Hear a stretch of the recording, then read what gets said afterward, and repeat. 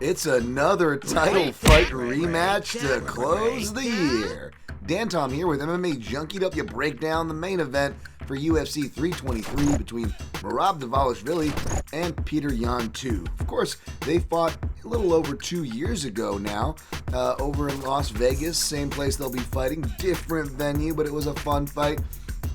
Maybe more competitive than the scores led on, but hard to find a round in there to give Petr Yan. That being said, Petr Yan was on a deceptively rough streak, may or may not have been dealing with stuff on the night, and that wasn't the judges for once in his case. However, he has bounced back, but in the meantime, Merab Dvalishvili has established himself not just the bantamweight champion of the UFC, but one of the top pound-for-pound fighters in the sport.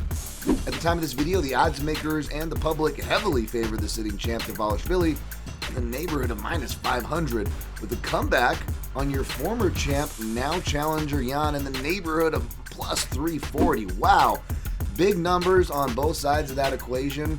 And in the lighter weight fights, even the men's fights, even with bangers like bantamweight, well, they can be more competitive, go to decision, and we're in, the volatile judges' hands in what's already a volatile sport. So for those reasons alone, you should be squinting at the line. That being said, I don't disagree with who is favored.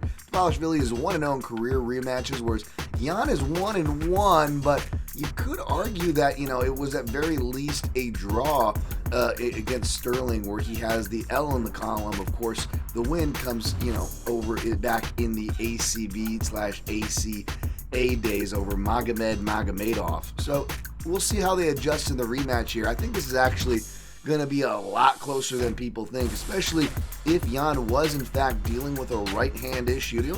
Don't try to take these things too seriously when fighters say in interviews they're never healthy going into fights.